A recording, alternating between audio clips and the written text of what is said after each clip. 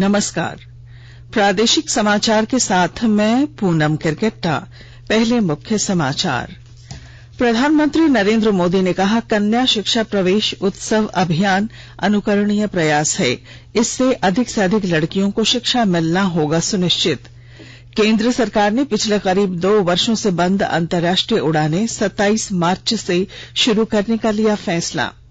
चतरा जिले के टंडवा स्थित एनटीपीसी की नॉर्थ कर्णपुरा मेगा ताप परियोजना में विस्थापित रैयतों और पुलिस के बीच हिंसक झड़प, करीब 50 वाहन फूंके। और झारखंड विधानसभा में मंत्री बादल पत्रलेख ने कहा, 15 दिनों के भीतर बालू घाटों की नीलामी के लिए एजेंसियां की जाएंगी सूचीबद्ध। और अब समाचारों में आगे बढ़ने से पहले जरूरी संदेश। श्रोताओं से अपील है कि कोविड से सुरक्षित रहने के लिए कृपया इन 4 सरल उपायों का पालन अवश्य करें। पूर्ण टीकाकरण कराएं, मास्क पहनें, 2 गज की सुरक्षित दूरी बनाए रखें, हाथ और चेहरा साफ रखें। प्रधानमंत्री नरेंद्र मोदी ने कन्या शिक्षा प्रवेश उत्सव अभियान को अनुकरणीय प्रयास कहा है। इससे अधिक से अधिक लड़कियों को शिक्षा मिलना सुनिश्चित होगा। यह अभियान ऐसा मिशन है जो ये सुनिश्चित करेगा कि प्रत्येक लड़की शिक्षित और कुशल बने।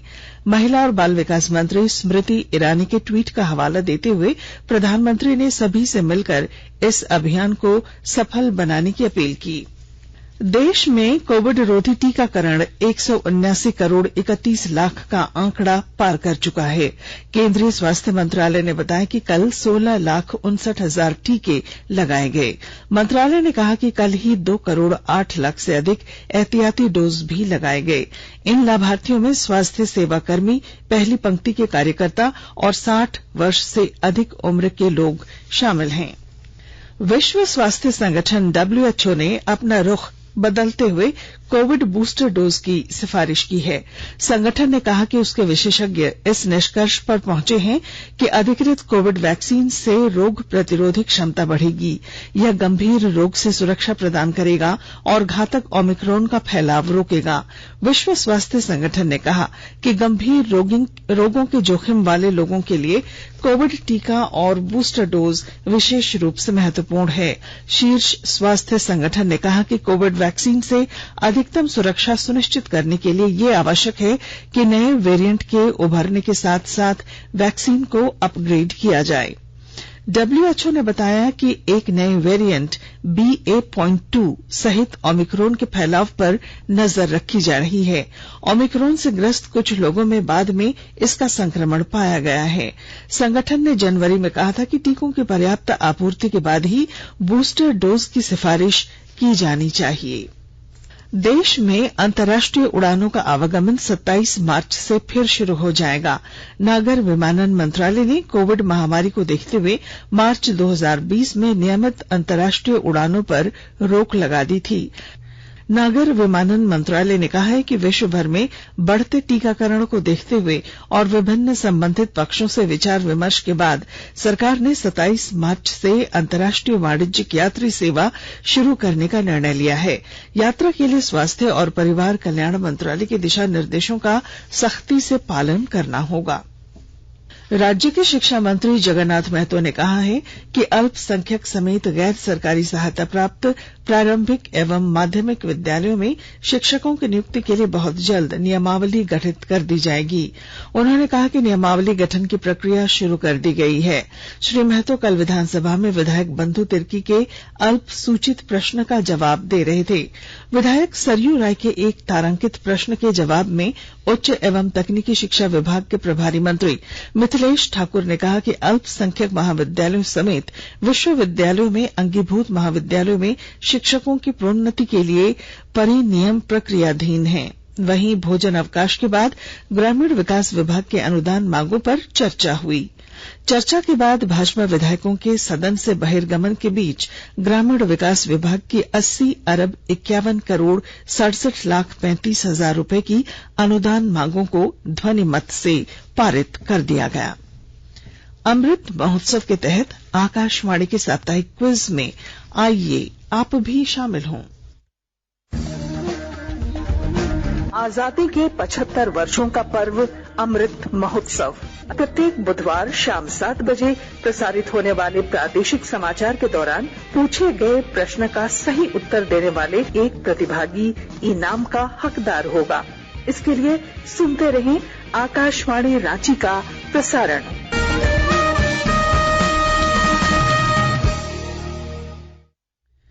ग्रामीण विकास विभाग ने मनरेगा में संविदा पर काम कर रहे कर्मियों की मृत्यु पर 5 लाख रुपए मुआवजा देने का प्रावधान किया है। विधानसभा में इसको लेकर कल रिपोर्ट पेश की गई।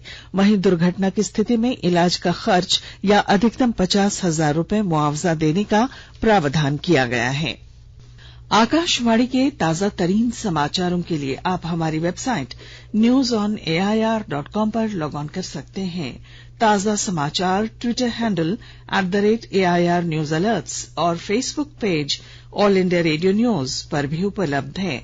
आप प्रादेशिक समाचार एकांश के ट्विटर हैंडल @AIR News_Ranchi और फेसबुक, इंस्टाग्राम पेज तथा YouTube channel AIR News Ranchi पर भी हमारे बुलेटिन सुन सकते हैं। प्रादेशिक समाचार आप आकाशवाणी रांची से सुन रहे हैं। और अब पेश हैं कोरोना से बचाव के कुछ संदेश।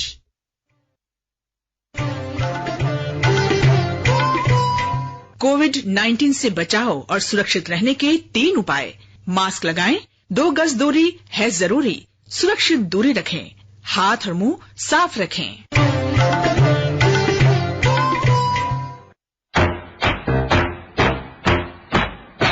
चलो मिलकर एक शुरुआत करें, चलो एक फैसला आज करें, मास्क नहीं तो टोकेंगे, कोरोना को रोकेंगे, चलो एक वादा करते हैं, चलो एक वादा करते हैं, मास्क नहीं तो टोकेंगे, कोरोना को रोकेंगे।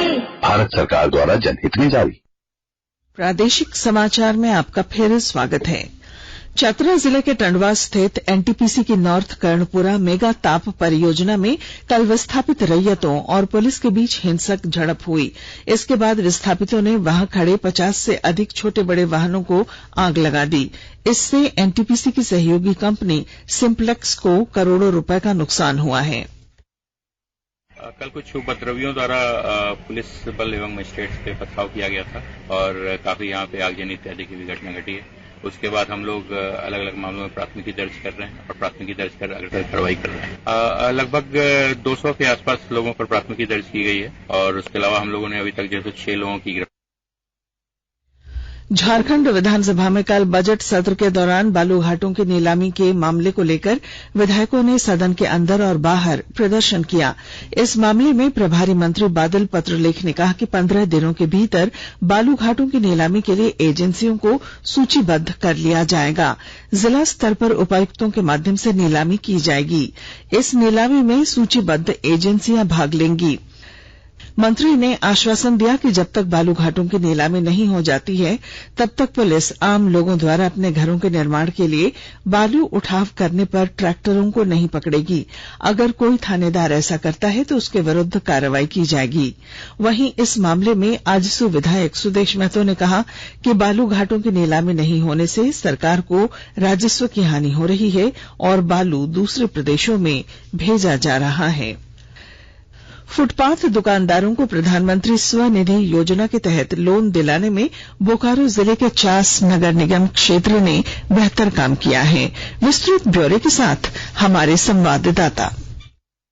प्रधानमंत्री स्वनिधि योजना के तहत स्वरोजगार के लिए लोन दिलाने में बोकारो जिले का चास नगर निगम को प्रदेश में प्रथम जबकि राष्ट्रीय स्तर पर दूसरा स्थान मिला है। गौरतलब है कि कोरोना महामारी के दौरान प्रभावित फुटपाथ दुकानदारों को आत्मनिर्भर बनाने के लिए केंद्र सरकार द्वारा प्रधानमंत्री स्वनिधि योजना शुरू की गई थी। नगर निगम के अपर नगर आयुक्त अनिल कुमार सिंह ने बताया है कि प्रधानमंत्री स्वनिधि योजना के तहत चास नगर निगम ने उत्कृष्ट कार्य किया है। इसकी घोषणा 4 मार्च को केंद्रीय नगर विकास विभाग द्वारा की गई। उन्होंने बताया चास नगर निगम ने फरवरी माह के अंत तक लगभग 1000 दुकानदारों को प्रधानमंत्री स्वनिधि योजना के तहत लोन दिलाया है। मनोज कुमार, आकाशवाणी समाचार, बोकारो। गोड्डा जिले के पोड़ैयाहाट में पुलिस ने सिकटिया के निकट पिकअप वैन पर लदी सैकड़ों बोतलें विदेशी शराब की जब्त की हैं। राजधानी रांची के कांटाटोली में फ्लाईओवर बनाने के लिए गुजरात की कंपनी डीआरए इंफ्रास्ट्रक्चर और जुडको के बीच समझौता हुआ है। आरबीआई के गवर्नर शक्तिकांत दास ने कहा है कि देश के 40 करोड़ से अधिक फीचर फोन या सामान्य फोन इस्तेमाल करने वाले लोगों के लिए बिना इंटरनेट के डिजिटल भुगतान की सेवा शुरू की गई है। हॉकी। भारत और जर्मनी के बीच पुरुष हॉकी प्रो लीग प्रतियोगिता के मैच कई जर्मन खिलाड़ियों के कोविड संक्रमित हो जाने के कारण स्थगित कर दिए गए हैं। ये मैच ओडिशा के भुवनेश्वर में शनिवार और रविवार को खेले जाने थे। आधिकारिक विज्ञप्ति में कहा गया है कि अंतर्राष्ट्रीय हॉकी महासंघ और भारत और जर्मनी मैच की कई नई तारीखें तय करने पर विचार कर रहे हैं। प्रतियोगिता में भाग लेने के लिए जर्मनी की महिला टीम कल भुवनेश्वर पहुंच गई। पीवी सिंधु, किदाम्बी श्रीकांत, साइना नेहवाल और लक्ष्य सेन बर्लिन में जर्मन ओपन बैडमिंटन टूर्नामेंट के दूसरे दौर में पहुंच गए हैं। महिला सिंगल्स में पीवी सिंधु ने थाईलैंड की बुसानन ओंगबाम रुंगफान को और साइना नेहवाल ने स्पेन की क्लारा एजरमेंडी को हराया। पुरुष सिंगल्स में किदाम्बी श्रीकांत ने फ्रांस के ब्राइस लिवरडेज को शिकस्त दी और लक्ष्य सेन ने थाईलैंड के कैंटापहॉर्न वांगचारोएन को हराया। एचएस प्रणय ने भी जीत के साथ अभियान की शुरुआत की। उन्होंने नका लॉन्ग एंगस को हराया। 7वीं वरीयता प्राप्त पीवी सिंधु का अगला मुकाबला चीन की झैंग यी मान से होगा। वहीं दुनिया के 11वें नंबर के खिलाड़ी श्रीकांत चीन के लू गुआंग झू के साथ खेलेंगे। लक्ष्य सेन का मुकाबला इंडोनेशिया के एंथनी सिनेसुका गिटिंग से होगा, जबकि साइना का सामना रतचानोक इंतनोन से होना है। और अब अखबारों की सुर्खियां। राज्य से प्रकाशित होने वाले लगभग सभी अखबारों ने बालू घाटों की नीलामी के मुद्दे पर सत्ता पक्ष और विपक्ष के विधायकों के साथ आने की खबर को प्रमुखता से प्रकाशित किया है। प्रभात खबर का शीर्षक है, सदन में बालू पर बवाल, मंत्री बोले 15 दिनों में पूरी हो जाएगी नीलामी प्रक्रिया। हिन्दुस्तान ने मुख्यमंत्री प्रश्नकाल को हटाने की तैयारी शीर्षक खबर को पहले पन्ने की सुर्खी बनाया। दैनिक भास्कर ने 2 साल बाद 27 मार्च से फिर नियमित अंतर्राष्ट्रीय उड़ानें शुरू, इस खबर को पहले पन्ने की प्रमुखता बनाई है।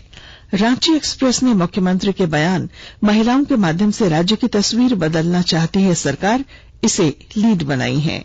दैनिक जागरण ने एनटीपीसी के नॉर्थ कर्णपुरा पावर प्लांट में रैयतों द्वारा करीब 50 से अधिक वाहनों को जला देने की खबर अपने पहले पन्ने पर दी है।